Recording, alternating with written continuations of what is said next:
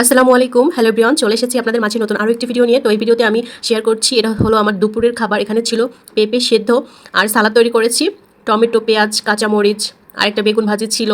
এরপর হচ্ছে দুইটা ডিম সেদ্ধ ছিল। এগুলোই হচ্ছে দুপুরের খাবার। এটা হচ্ছে যারা ডায়েট করে তারা এই ধরনের খাবার দাবার খেয়ে থাকে। আমরা সকলেই জানি যাদের হচ্ছে গ্রোথ ভালো থাকে তাদের কিন্তু বেবি হলে শরীরটা একটু ওয়েট বেড়ে যায়, একটু বেশি মোটা লাগে। তো বেবি হওয়ার 1 বছর পর থেকে কিন্তু মোটামুটি ডায়েট শুরু করা যায়। এর আগে কিন্তু ডায়েট করাটা ইম্পর্টেন্ট কিনা, মানে বেবির জন্য, যেহেতু বেবি বুকের দুধ খায় তখন হচ্ছে ডায়েট করলে কিন্তু বুকের দুধ বেবি খায়, যেহেতু ওই সময় তো বেশি বেশি পুষ্টিকর খাবার খেতে হয়। তো ওই টাইমটাতে আমি করিনি, আমি হচ্ছে 1 বছর পরে হচ্ছে ডায়েট শুরু করেছি। তো আমার বেবির বয়স এখন 2 বছরের কাছাকাছি। তো আমি 1 বছর থেকে এই 2 বছর এই টাইমটাতে পুরো মানে 1 বছর ডায়েট করেছি। তো টোটাল আমি আমার ওয়েট অনেক লস করেছি। তো আমি হচ্ছে সকালবেলা ডিম সেদ্ধ খাই, সঙ্গে হচ্ছে সাথে কিছু ফ্রুট, মানে এক একটা দিনে এক এক ধরনের খাবার খাওয়া হয়। ডিম সিদ্ধ সবসময় থাকে, কারণ ডিম সিদ্ধ ছাড়া ডায়েট মানে সম্ভব হয় না আমার পক্ষে, কারণ অনেক এনার্জির প্রয়োজন, আর ডিম খেলে তো অনেক বেশি এনার্জি পাওয়া যায়। এছাড়া আমি আরও অনেক ডায়েটের অনেক খাবার দাবার এগুলো কিনে ওগুলো শুধু আমি একাই খাই, যেহেতু আমি একাই ডায়েট করি, আমার হাজব্যান্ড তো ডায়েট করে না, আর বেবিরা তো ওদের খাবার আবার আলাদা। তো যাই হোক, সবার খাবার আলাদা আলাদাই রান্না করা লাগে। তো আমি হচ্ছে এক একটা সময় এক এক ধরনের সবজি সেদ্ধ খাই। তো এতদিন তো ভিডিও করিনি, তো এতদিন হচ্ছে এভাবে করে আমি ওয়েটটা লস করেছি।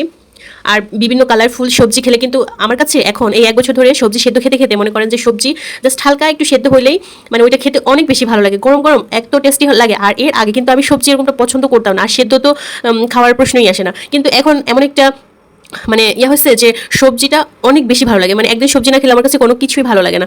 আর অবশ্যই সঙ্গে দুপুর টাইমে মাছ থাকে, আর মাছ যদি না থাকে সেক্ষেত্রে হচ্ছে ডিমটা নেই। আবার মাছটা আমার বেশি পছন্দ, মাছ আর হচ্ছে সবজি, এই দুটো বেশি পছন্দ।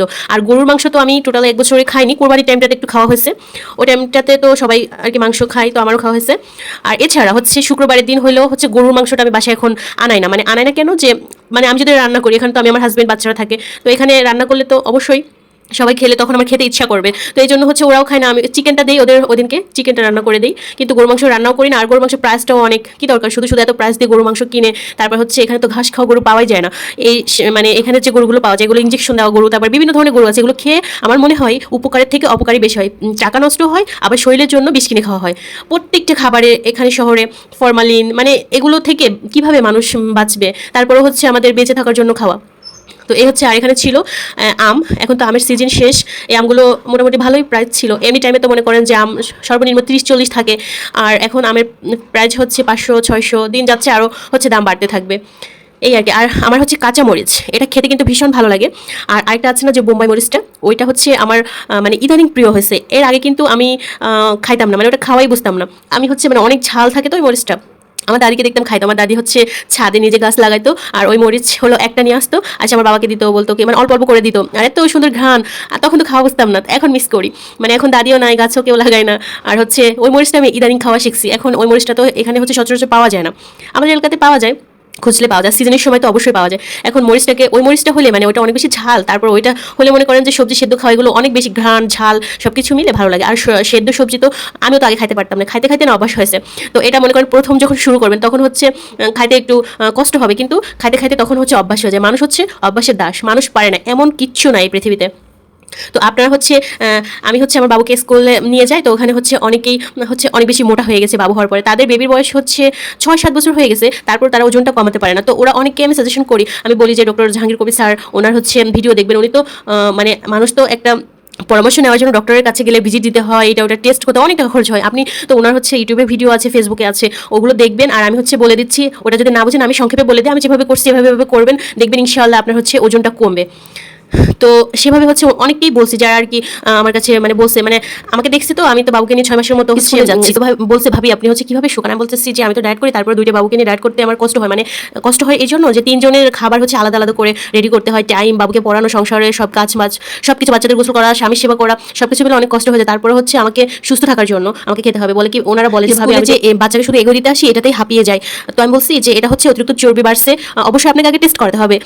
আর আমি হচ্ছে, আমি যদি বলি আমার কথা, আমি কোনো ডক্টর দেখাইনি, কারণ আমি জানি যে আমার ওয়েট বাড়ছে, তো চর্বি বাড়ছে, বাবু হয়েছে, তো আমার হচ্ছে প্রথমে হচ্ছে ওজন কমাইতে হবে, তারপরে যদি কোনো আমার সমস্যা হয় তখন আমি ডাক্তার দেখাবো, পরীক্ষা নিরীক্ষা করবো যে আর কোনো সমস্যা আছে কিনা। তো আল্লাহর রহমতে আর কোনো সমস্যা থাকার কথা নয়। তো ওজনটা কমানোর পরে আমারও সেম, মানে কোনো কাজ ইজিভাবে করা যায়। আগে যে কাজটা করলে কষ্ট হতো, ওই কাজটা কিন্তু এখন করলে খুবই দ্রুত ইজিভাবে করতে পারি। তো এই ধরনের সুবিধা আমরা যারা জানি তারা তো জানি, অনেকে আছে জানে না। তারপর হচ্ছে যারা নতুন বাবু হয়েছে যাদের, ওই আমগুলোরাও তো জানে না। হ্যাঁ, তো যারা জানেন না তারা হচ্ছে এভাবে করে ডায়েট করতে পারেন। আর ওই যে বিভিন্ন অ্যাড দেয় না যে ওয়েট লস করে, ওয়েট লস করে, এগুলো হচ্ছে সব ভুয়া, সব ভুয়া। এগুলা কোনো একটাও, মানে বিদেশি প্রোডাক্ট যাই বলেন না কেন, সব কিছু হচ্ছে ভুয়া ভুয়া ভুয়া। এগুলো খাইলে আপনার নিজের কিডনি সব কিছু নষ্ট হয়ে যাবে। আর হচ্ছে আপনি হচ্ছে মেইন ডায়েট হচ্ছে আপনার পুষ্টিকর খাবার খেতে হবে, এবং এটা একটা লং প্রসেস। মানে একদিনে তো ওজনটা কমবে না, একদিনে কি ওজন বাড়তে পারে নাই, তাহলে একদিনে কোনো দিনও কমবে না। তো এটার জন্য আপনাকে একটু ওয়েট করতে হবে, এই ডায়েট ফলো করতে হবে এবং অপেক্ষা করতে হবে ওজন কমার জন্য। অনেক অ্যাড দেখি বলে যে 1 মাসে 10 কেজি ওজন কমাবে, এগুলো সব ভুয়া ভণ্ড। মানে এগুলো হচ্ছে বলে এটা করবে ওইটা করবে, এটা বিদেশি প্রোডাক্ট। আপনার খাইয়া দেখেন, এটা হচ্ছে ক্ষতি ছাড়া কোনো লাভ নাই। কারণ আর এটা খাইলে মনে করেন কমলো ওজন, কমার পরে আবার হচ্ছে আপনি তো সেই ভাত খাবার দাবারই খাবেন, খাইলে তো ওজনটা আবার বেড়ে যাবে। তাহলে লাভ কি হলো? আরও ক্ষতি হলো ওই প্রোডাক্ট আপনি ইউজ করলেন। তার থেকে ভালো আপনি আপনার রুচি এগুলো চেঞ্জ করেন। চেঞ্জ করলে আপনার হচ্ছে খাওয়া দাওয়ার মাধ্যমে আপনার ওজনটা কমবে। আর সাথে তো অবশ্যই ব্যায়াম করবেন, বাসায় করতে পারেন।